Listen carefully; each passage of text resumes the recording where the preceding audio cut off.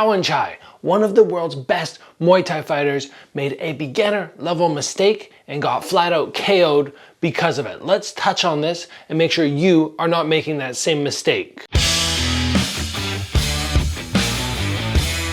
First thing I want to say is I do not want to rip into Tawanchai and make him seem less than what he is, which is amazing. He is such a fantastic striker, one of the best in the world. Muay Thai, kickboxing, doesn't matter, just highest level. And many times when we see people like Conor have a KO, Conor McGregor, or slip a little bit, everybody's like, see, overrated, blah, blah, blah, blah. No, I'm not saying that about Tawanchai, but he did make a mistake which got him KO'd. And it's something that I teach over and over and over to beginners. Don't do this. It's gonna get you wrecked. And actually, right now, I have my strike ready courses. I have an offense and a defense one. And both of these are on for just $99, 67% saving. And what we're talking about today is things I teach in it. So if you're looking to up your striking level, whether it be the defense or the offense, this is a great opportunity to grab those. Now, Tawanchai.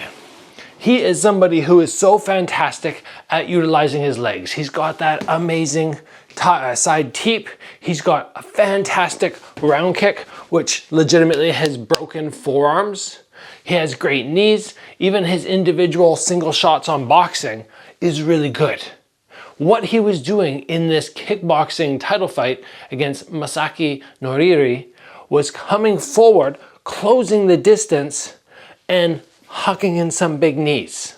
But when you want to stay safe, you want to avoid this guy being able to punch you as you execute a knee, you have to be very aware of your hand positioning.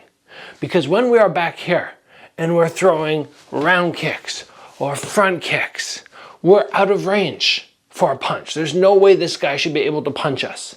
So we can be a little cavalier with our hand positioning. We can go, instead of keeping our hands here, we can be swinging down.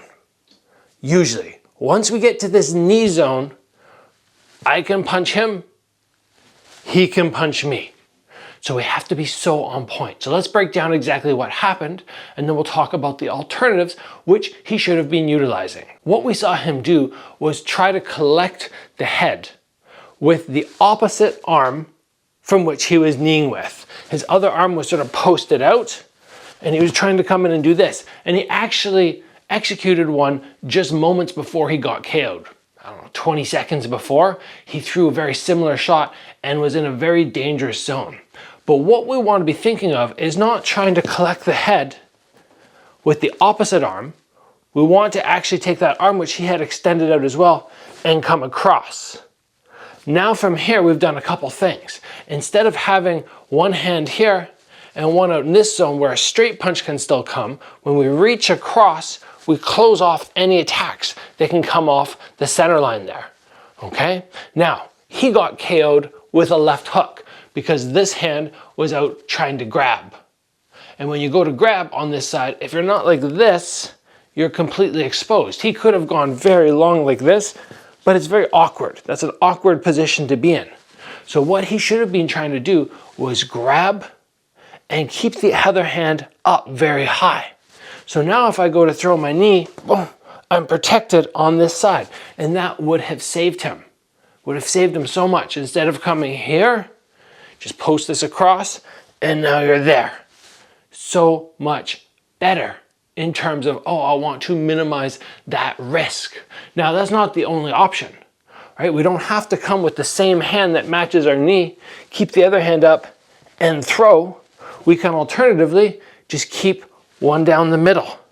We can put both of them out. Buakaw does that very often in the past. When he's trying to close distance, he'll just keep both of them out like this. Sort of hands down the middle, elbows flared, make a little bit of an adjustment. If they come down the center, no problem. If they come with a hook, little adjustment out just to flare. Alternatively, again, you could just come, and I kind of think of this as more of a Dutch style way of throwing, connecting the hands to the head, more Muay Thai style, keeping your hands up and kind of coming with A lot of people call this like a Dracula guard, where the hand comes up here, elbow flares out. Now we're doing opposites.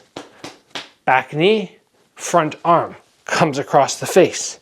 This one is super good. And of course, sometimes people will just keep their hands up, but I feel like you lack a little bit of leverage on that. When you grab or you whip the arm across, you can get a little bit more thrust, whereas on this one, you're not able to get quite the same impact. But we should always be hunting for ways to improve our defense. And a lot of people want to engage tight. They want to launch those knees down the middle. But we have to remember to stay safe. And prioritizing protecting the head is so important. Otherwise, somebody comes to throw the knee and just boom. You lock that shot right into the head and put them out. And this is not the first time I have seen this before. I was backstage at Glory 13 prepping up to fight.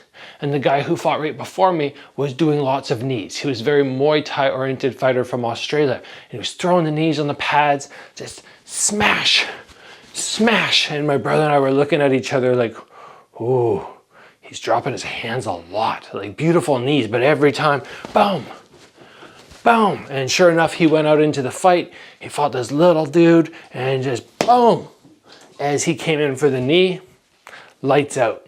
So when you go to engage in those knees, make sure that your hands are in the appropriate position, either one arm extended, arm matches the leg that is kneeing, or opposite side coming across, and always one hand to the head, unless you choose to go long with both of them. That is my opinion on how to stay safe as you execute knees. Keep that head protected from any big punches which are coming your way. If Tawanchai would have done that, he probably would have won that fight because he was picking Masaki Nori apart before that. But we all make mistakes, and I don't doubt that Tawanchai will be back and he will clean up 1FC again.